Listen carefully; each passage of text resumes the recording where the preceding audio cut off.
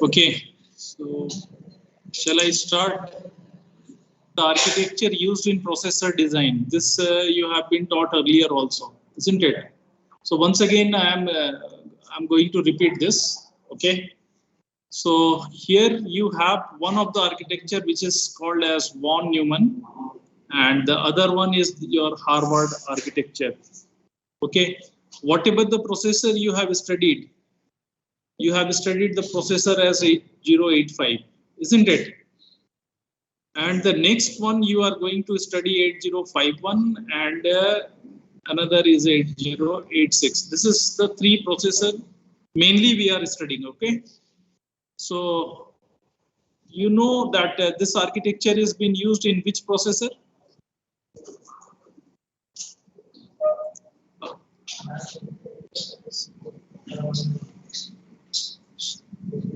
Ayush?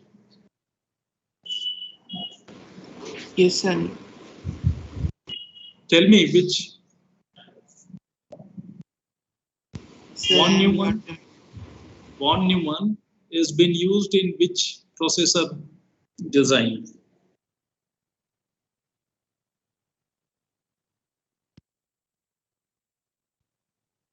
Pratham? So thinking. Okay. Now, see what we have: processing unit and control unit. Okay, so please consider them as mu p. Okay, and if you have processed microprocessor, because this processor we have studied like this. Do you remember? And memory was the outside part. Are you remembering that?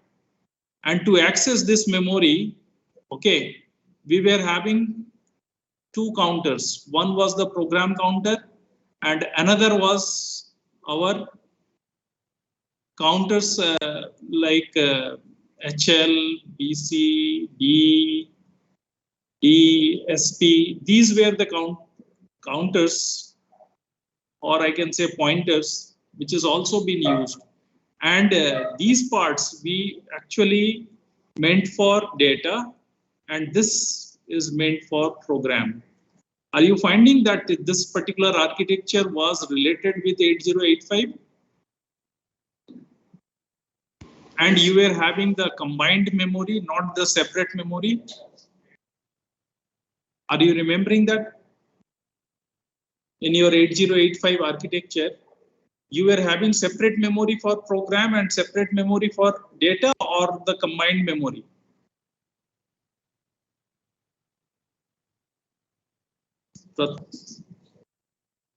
Pratham? Sir, I think combined. Combined. Hey Baba, have you got the assignment? You have to interface ROM and RAM separately, no?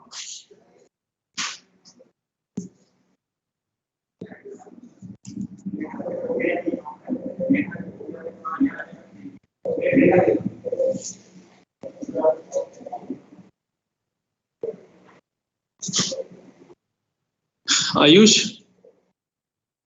Yes, Avino? Avino?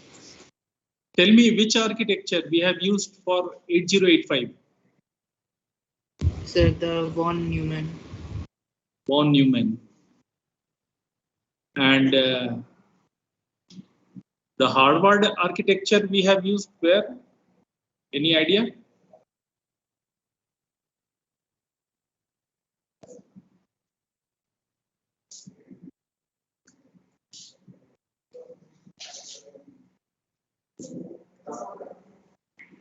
This is the idea you should keep in your mind. Okay, in 8051 and in 8086, our memories are separate.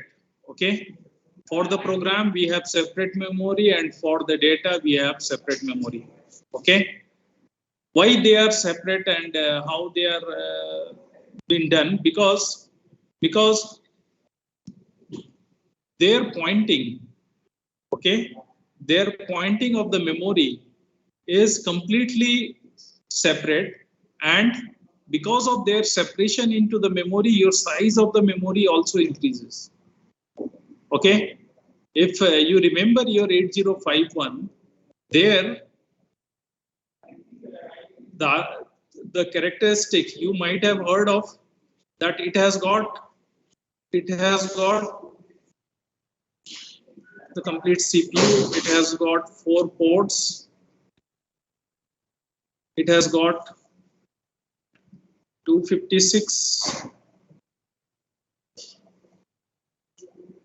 bytes of Karthik ROM, na?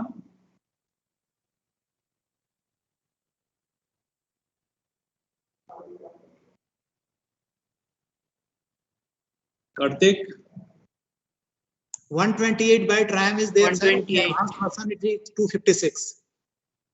ROM is 256, na? No, no, RAM. RAM is 256 and ROM is RAM, 2, ROM is 2K. Internal ROM is 2K. 2K, na? Huh. And RAM is of 128 byte. It is 256, but 128 is being used by the processor. Yes. It has got 2 parts, 128 and plus SFR. 128. Okay, so where the user can use 128, okay, and this will be used by the processor for the registers and all, register array and all. Correct, na? SFR, sir. SFR, special function That is register. special function register, SFR. Okay, and 2K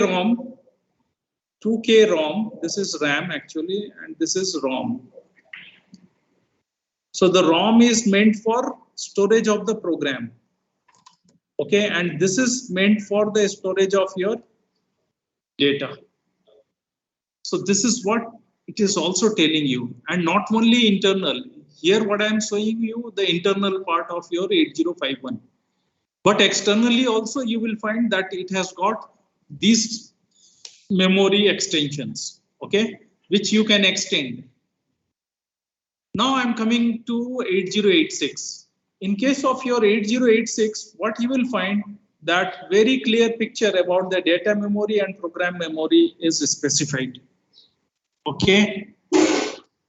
And another interesting thing you will find here that this data memory and program memory, since they are separate, okay, due to that what is happening that your processor is working in parallel execution mode. Okay, it is working in parallel execution. Parallel execution means that one side of the processor is busy in taking the codes and other side of processor is busy in execution of the program. Okay, both the things are going together. Now, codes taking means it is reading the program. Execution means that it is utilizing the data. Okay, while executing, it will be requiring the data and that will be accessed separately. So that is why we find that our execution speed is increased. So this is what is the architectural difference we find between this and this. And also you should understand one of the fact here that why we are going for these many newer thing, okay? These many newer processor. The reason behind that is that we are looking for the new processor because of the speed and space. Okay, so two things is very important in any newer development of the processor. Okay, is you people are getting that what I am saying you or what I mean to say? Yes. Yes, sir. May I ask you why speed you need more?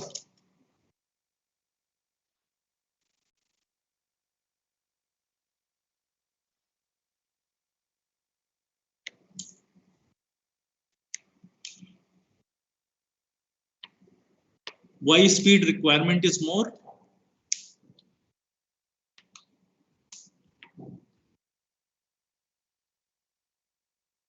You can say in one word that the requirement of the application.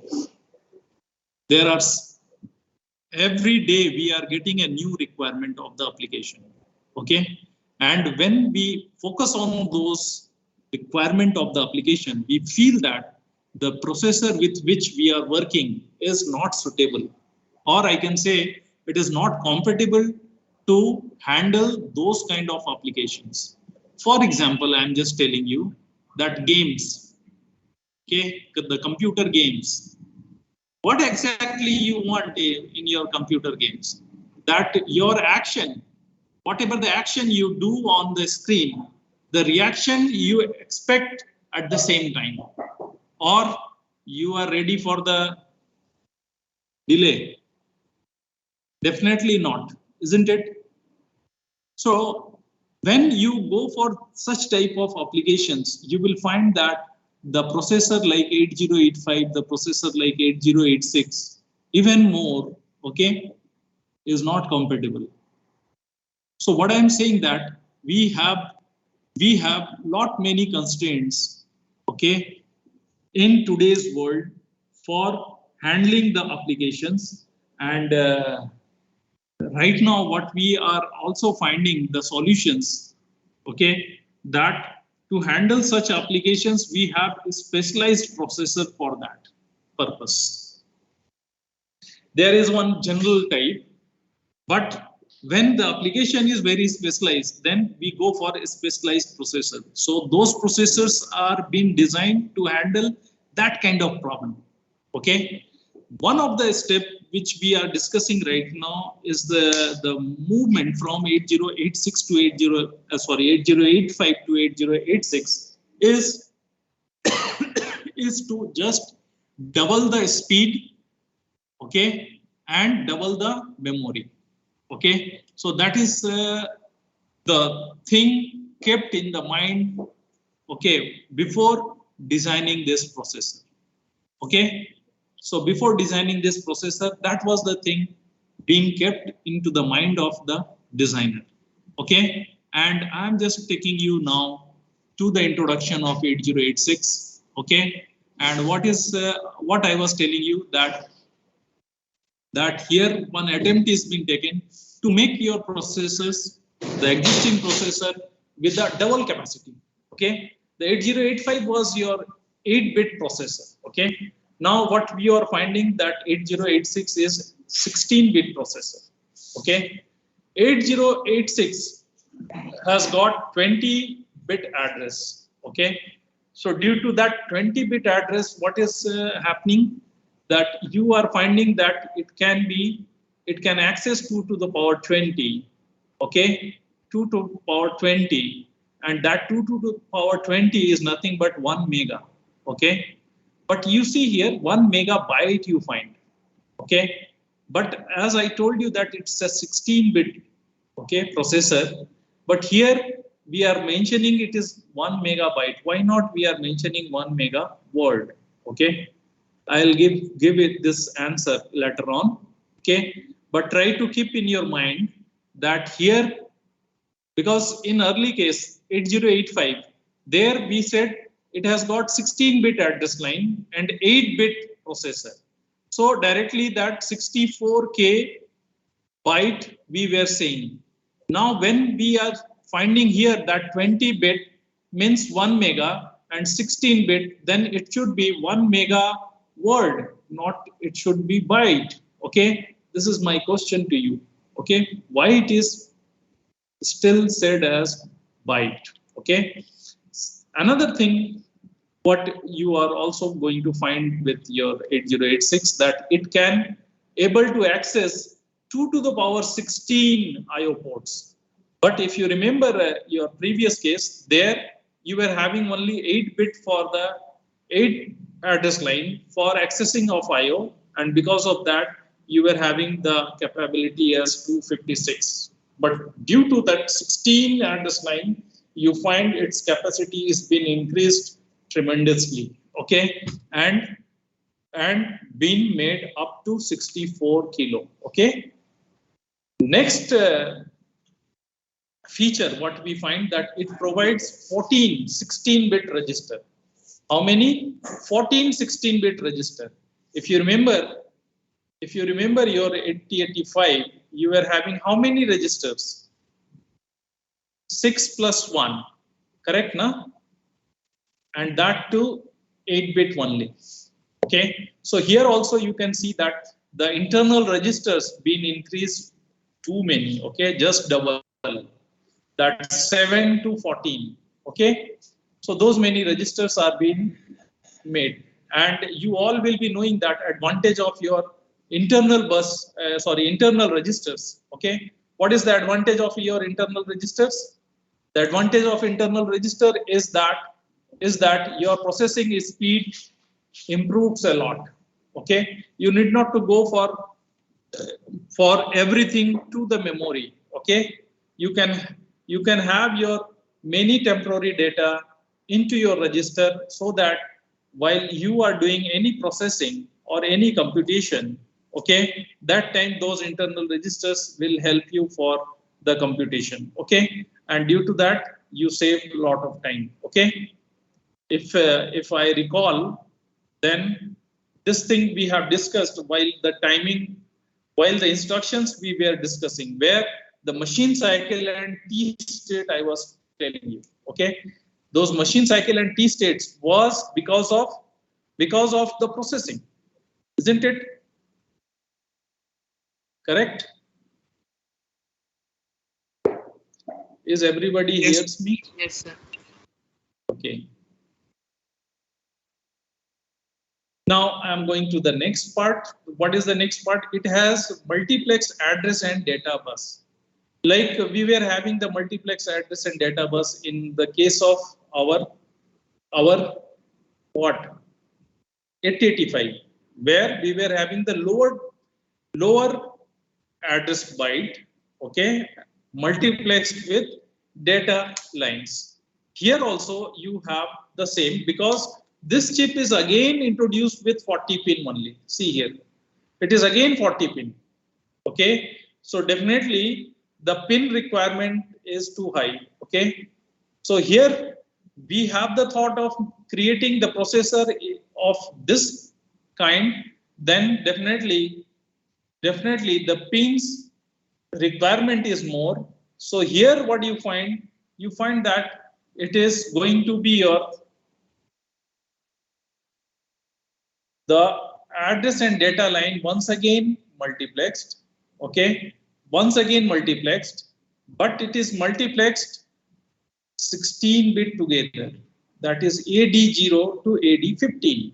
Okay, AD0 to AD15, and the remaining 4-bit, that is A16 to A19, is not multiplexed. But for your information, I'll tell you that this is multi-function.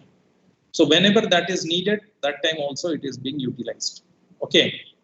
Now I'm coming to the next. It requires single phase clock with 33% duty cycle to provide internal timing. Okay, to provide internal timing. For your information, I'll tell you that in 8085, you were having the clock generator inside the chip. The clock generator was inside the chip. Means that you supposed to connect only crystal. Okay, only crystal to your 8085. Remaining generation is been taken care internally, and the crystal you used to connect on X1 and X2. Okay, but in your 8086, this is not the case. What is the case? That you have to use separate clock generator chip. Okay, the timing generators chip. And for your information, I'll tell you that chip number is 8284. Okay, and to this chip you connect your crystal, and this chip after that generates the clock. Okay, generates the clock, and this clock is been applied to your 8086. Means that external chip is needed for the clock to 8086. And only Okay. one pin is needed, sir. Only one pin is needed. So reducing the pin requirement also. Yes. Okay. So here 8086 takes the clock externally. Okay. And complete clock has to be given. And what has been mentioned that if suppose you are not going to use 8284, okay, then in that case, what is said that if you are using some other clock generator, then make sure that 33% duty cycle must be there. It would be very good if you have 50%, but if 33 also if you give, then also it will work. So you can see that it has got a somewhat trapezoidal structure. Okay, okay. So 33%. 8086 is designed to operate in two modes. Okay, in two modes, which is known as minimum and maximum. Okay. So for your information, I'll tell you that this minimum means single processor. Minimum means it will act like a single processor as you were having 8085. Okay. In maximum mode, it will act like a multi-processor. Okay. Means if you have many number of processors, okay, and you want all the processor to work together, then you must select maximum mode. Okay, and the pin functions are also getting changed according to the mode selection.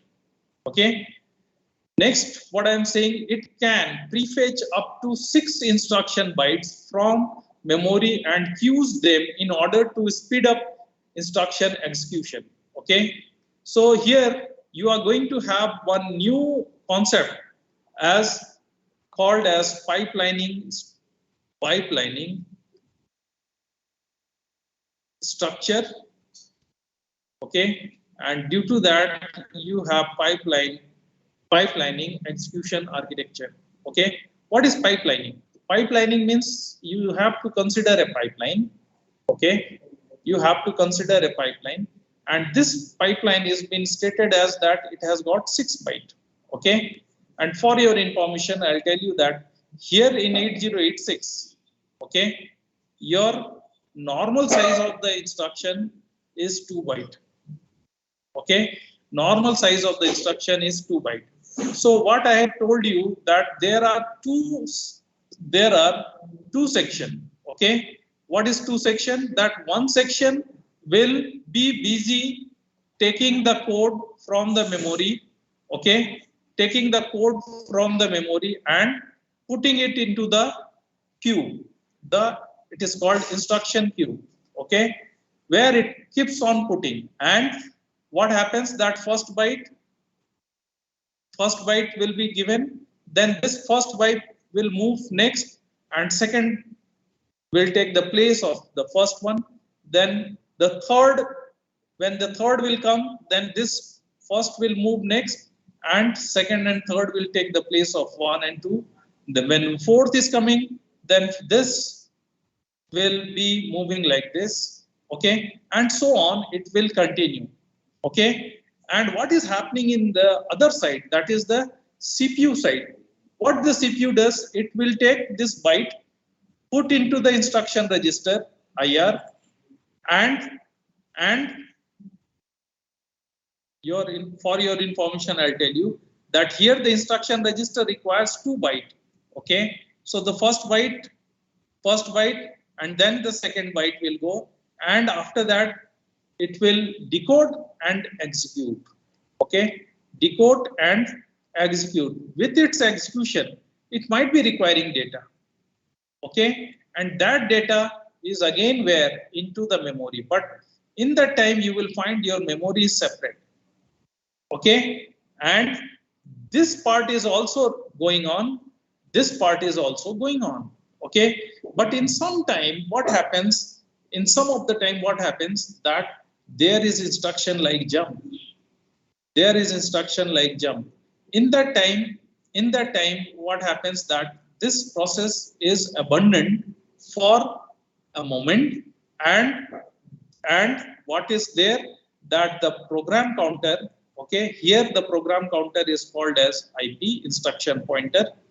That will be loaded with the jump location and will be brought the pointer to the desired location.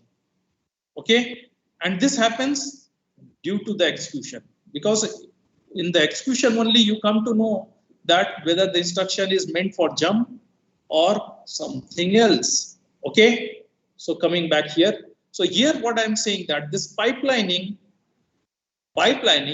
is one of the newer design concept into your processor.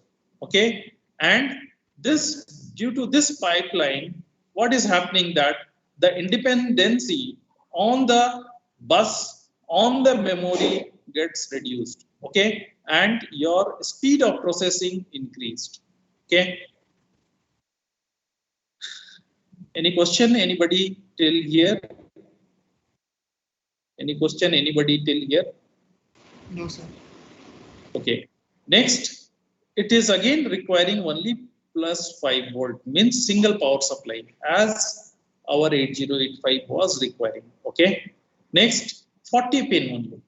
Okay, so 40 pin 8085 was also having, and this is because of the reason I have told earlier also, that during the time when these chips were getting developed, we were not having the facility to develop chip more than 40 pin.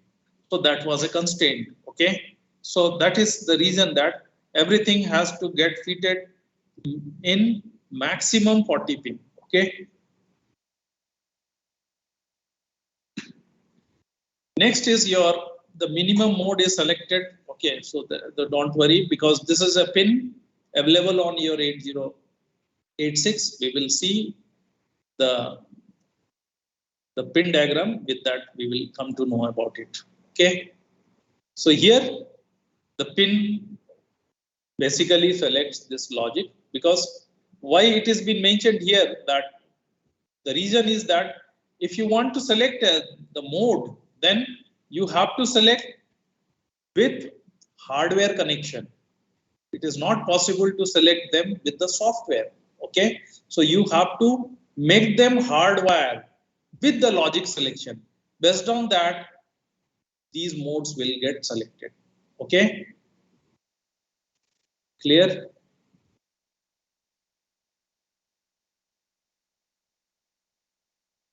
So minimum mode is selected by applying. It means you have MN MX bar. Okay, what you have MN and MX bar.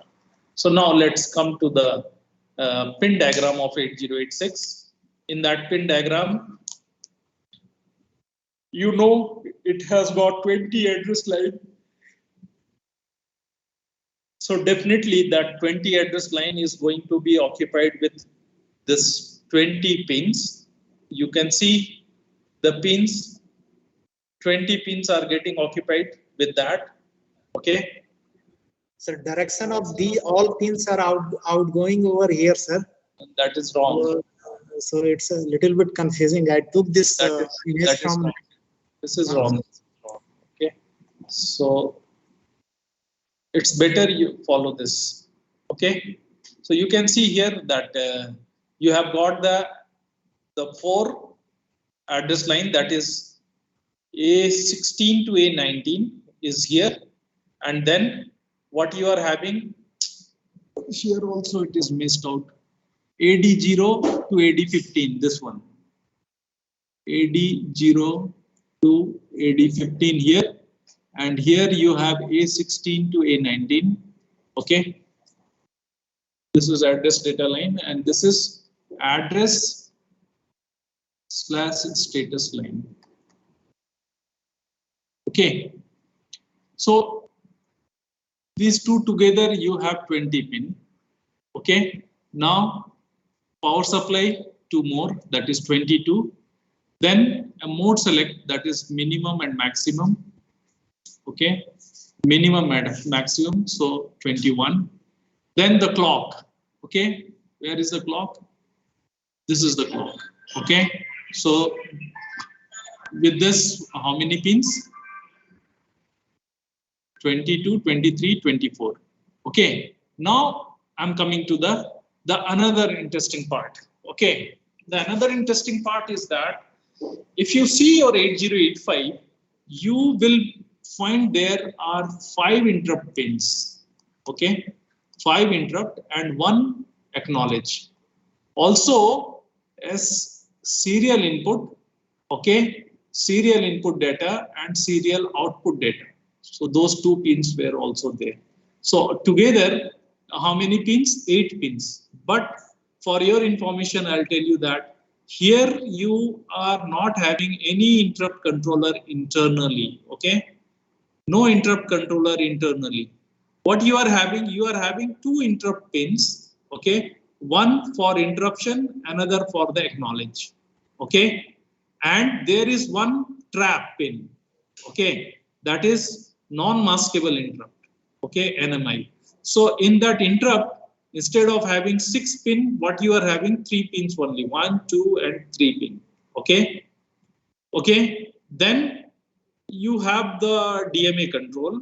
Okay, so the controller is outside. Only the interface part is here, as we were also having in the case of 8085. That is hold and HLDA. Okay, so this you have got here. Okay, that 2 pins more. Okay, then reset. This reset is also been given by the clock generator. Okay, so try to remember, because here it is not that we are applying directly. Okay, we apply through this, but it's not compulsory. You can have the changes because chip is in your hand. So design also, but normally what we do with that only. Okay, there is one more pin which is called test. Okay. Here it is active high, sir. In 8085 it was active low. Here Yeah, it is active high. active high. Yes. Okay. There is one test pin. So here this test pin actually test your 8086 for its health. Okay. For its health means whether the processor is ready for communication or not. That is the main purpose of this. We will see it along with the instruction that how we are going to have the uses of your test. Okay. Now coming back to the control side. Okay. As you remember that your control for 8085, you were having one of the pin as ALE. Okay. So here also you need ALE because what you have got the multiplex address and data line. Okay. So definitely this ALE is also having the similar operation as it was in 8085. Okay. Then the another part is here, that is BHE. Okay. BHE bar and S7. BHE bar stands for bus high enable. Okay. Bus high enable. I'll tell you the beginning story that in the beginning I was telling you that 1 megabyte. Okay. But we have 16 address line. So if you have only 1 megabyte of memory, then only 8 address lines will transfer the data. Okay. So how it is happening? Then for your information, I'll tell you that here we are utilizing 2 pins, that is A0 and BHE. Okay. A0 and BHE for the selection of our memory, and your memory is not arranged as a single unit, but it is arranged as 2 parts, and which is called odd bank of memory and even bank of memory. Okay. Even means when A0 is 0, then the even will be selected, and when BHE is 0, then odd is selected. Now what I am saying that from here you get 8-bit, from here you get 8-bit, and this 8-bit and this 8-bit together goes here. And when you calculate in reality that how many address lines you are how many byte, what is the size of the memory you find in this case, then you have to just reduce one of that address line. Okay, and based on that you can calculate. It means when you are going to work with your what 8-bit and 8-bit for the 16, then you will find that one of the line is getting reduced. It means we are not with the A0 to A19, but we are with A1 to A19. Okay, but this address line goes in two places. Okay, 8-bit and 8-bit. So one of them is giving you 8-bit, another one is giving you 8-bit. Okay, and this single address line is actually selecting the which bank of the memory is going to be get selected. So here in this you multiply by 2, then you get total 1 mega. Okay, 1 mega. But when you multiply by 2, then this 8 and 8 will remain as 8 only. So 1 megabyte. But in our practice, what we do, we read them as together. That is 8-bit and 8-bit together. Okay. Why? Because the processor is been designed as 16-bit, but our memories and other interfacing chips are not been designed for 8-bit during that time. Sorry, 16-bit during that time. That is why we have to arrange our memory in such a way that we can able to get the 16-bit data together. Okay, not as one at one time, another at another time. With one bus cycle, you should get the entire data. Okay, and for that region we have this. But when we say memory size, then definitely we will be saying the size as 1 megabyte, not as 1 mega word, because already one of the address line we have taken out. So one of the address line we have taken out, it means we are with 2 to the power 19. Okay, and this 2 to the power 19 is a byte. Okay, is a byte. Then again that 2, because twice. I don't know how many of you are getting it. Are you getting? 512 MB, sir. 512 MB. Each memory bank will Yes, be there. each memory is 512. So 512 is 1 mega. Okay. But in actual scene, it should be how much? होना कितना चाहिए इसको? It should be megabyte होना चाहिए ना? Okay. But memories are not like that. So definitely we will be having this kind of arrangement. I don't know what was the thought. If you tell me now, then I can design it, because I can keep both of them as parallel. But why they kept it like this, I don't know. Okay. Anyway, maybe the writing will be having the difficulties. Okay. In laptops, have 64-bit processor is there, and in fact, in old laptop, right, 64. If you just take out the RAM and see, you will find 8 slots are there, sir. Means 8 chips are there. So each chip is having each chip is providing 8-bit for 64-bit data access.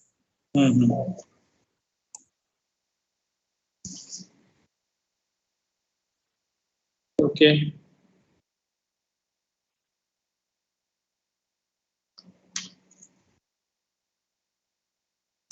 Okay, anybody is having any question till now?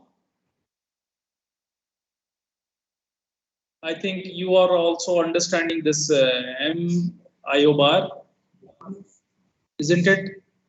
Then read, write, will not be any problem here. That read and write. Now after this, you have got another control, which is called data transmit and receive. Okay, DT/R bar, data transmit/receive, and DEN. This is DEN, meant for data enable. DEN meant for data enable. Okay.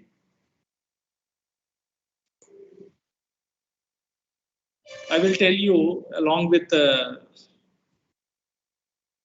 diagram that why this is so. Okay. And the last one is your ready, and you all will be remembering that the ready is been also used in your 8085. Okay, and the reason for that ready is to for synchronization. Okay, if there is no ready, then it will enter into wait state. Okay, coming to the next, that internal architecture. What we saw, the pinout diagram. This is your pin out diagram. Now you try to see its internal part. Okay, that internally how this looks like. Then this is the internal architecture. Okay, in that internal architecture, what you find? You find that your 8086, okay, is been divided into two parts. Okay, this is one part and this is another part. This part is your execution unit. This part is your bus interface unit, which is written over here. See, okay.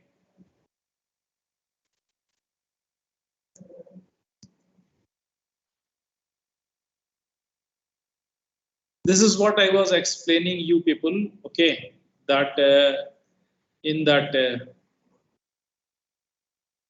introduction itself, I was telling you that you will find that we have independent sections.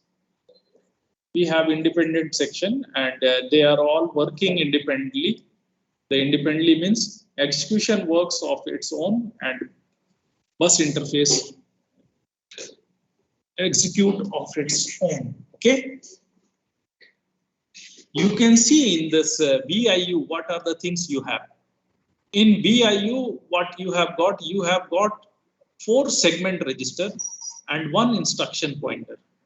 Okay, what you have 4 segment register. This is called segment register. Segment register, and this is called your instruction pointer. Instruction pointer. Okay, and you have the bus control logic where you can find that your address and data line, okay, is all coming out from the chip. Okay, and but you can see that here this control logic gets the information from where? It gets the information from address bus and it gets the information from data bus. Okay, here it is mentioned as 20-bit.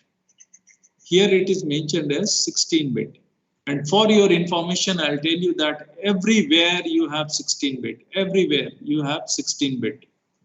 Okay, okay, you can see everywhere you have 16-bit.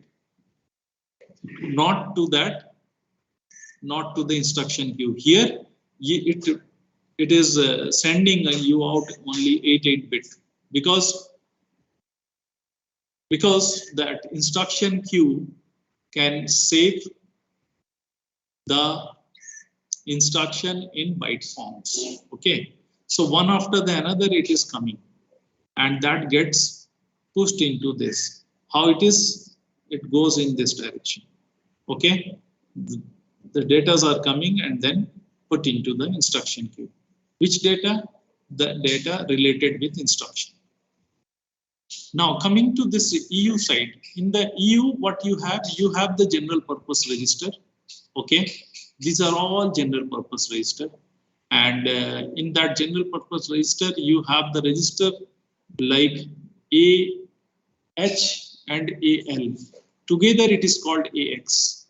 Okay, and you can just relate this AX with your accumulator of 8085. Okay, then you have a BX, which is split into 2 parts. Means you can use them either as BX together or separately. Means separately when you use, it means you are using it for the 8-bit, and together if you are using, then it means you are using it for the 16-bit.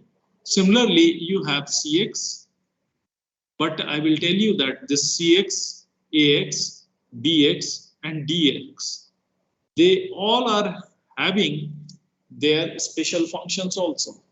Okay. Normally for the count, for the counter purpose, okay, the CX register is being utilized. Okay. Then you have the stack pointer, the base pointer, and this is source index, and this is destination index. Okay. Here you have been provided these two additional registers. Otherwise, all of the registers you are acquainted with. And one more is there, that is the base pointer. Okay. Base pointer is one of the temporary, or I can say one additional pointer you have got for many reasons of data handling. Okay. But here this source index and destination index, it has been introduced to handle the string operation. To handle the string operation. Your 8086 has introduced many newer instructions. Okay. And due to that many newer instruction, the architecture is also being changed. Okay. The newer instructions, one I have mentioned here is string. Similarly, you will be having the instruction for multiply.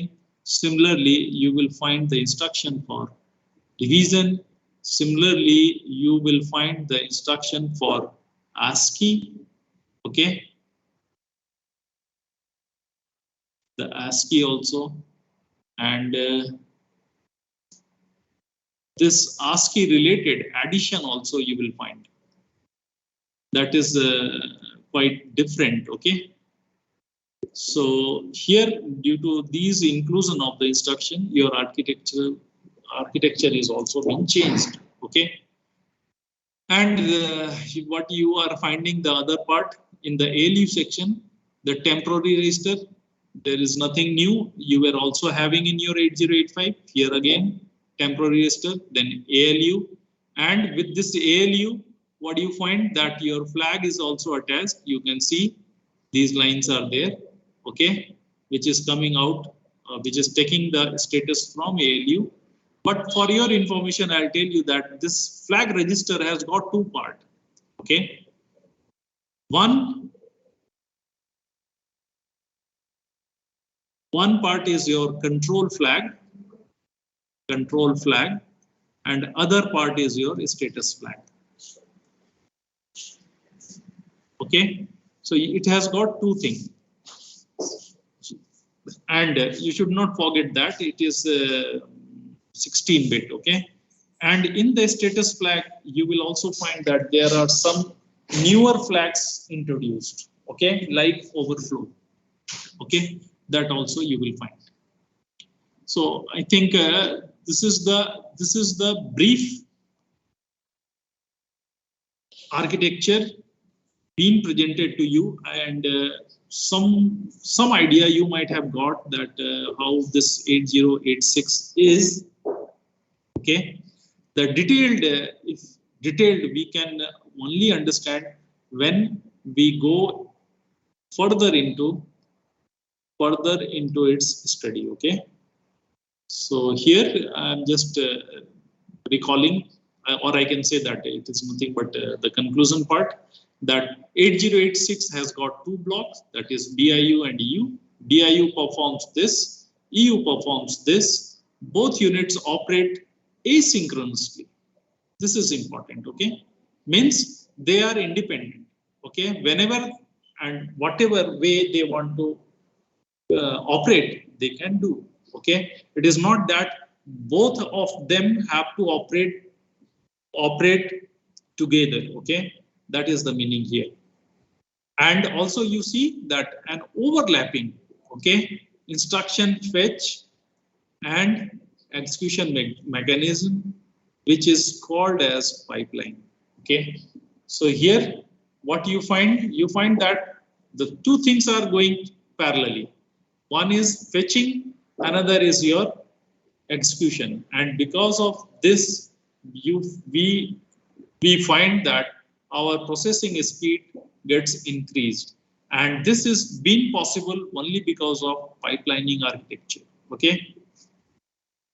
This results in efficient use of system bus, okay, and system performance. It means what? Normally, in case of 8085, when the execution going on, okay, inside the 8085, that time what you find? You find that your buses are idle. Okay, your buses are idle.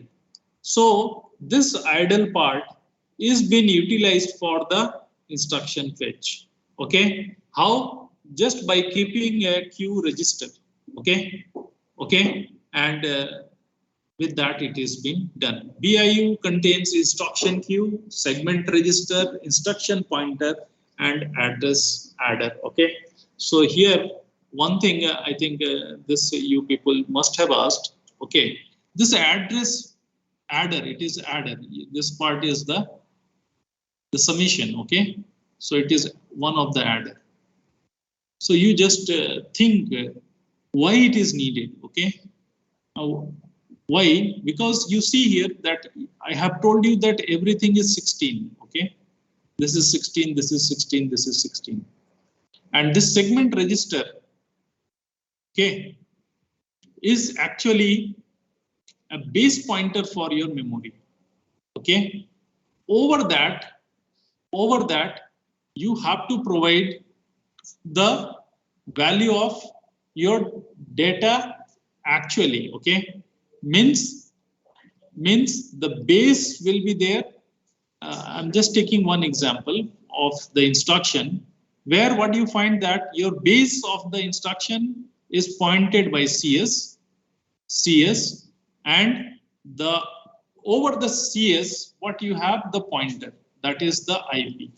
Okay, so the base is one thing, and over this IP will do what? It will increase or it will decrease. Okay, and so it means what? That if I say here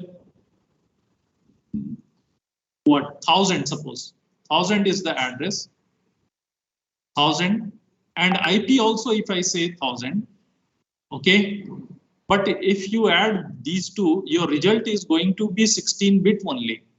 But what you are looking for 20. So how it is that 20 is being generated? The answer is that this adder helps you for that purpose. What exactly this adder does? It actually multiply this CS by 10, then it adds IP. Right now IP, but if your segment is getting changed, suppose it is DS, then the BP will be the pointer, okay, or your SI will be pointer, or your DI will be pointer for that. Okay, and when you multiply this and add, you will get your answer as 20-bit address. Am I clear till here? Yes? Somebody? Yes. Eh? No doubt? B. Siddhant. Hello. Yes. Any doubt? No, sir. No. It means you have understood everything. Sir, till now, I have to study again, sir. No. Why I am asking you? If any doubt, then please clear it in the class. Okay. And No, sir. with that, I will also feel that we are interacting. Okay? Otherwise, what is happening now? That I am just talking to a black box. Okay. No interaction. So please go through it, and next class have some question. Okay. Okay. Yes. Yes.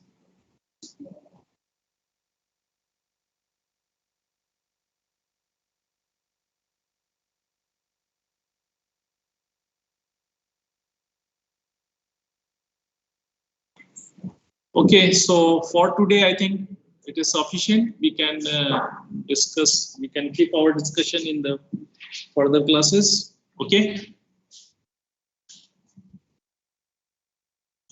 Okay, thank you, all of you. You can leave now.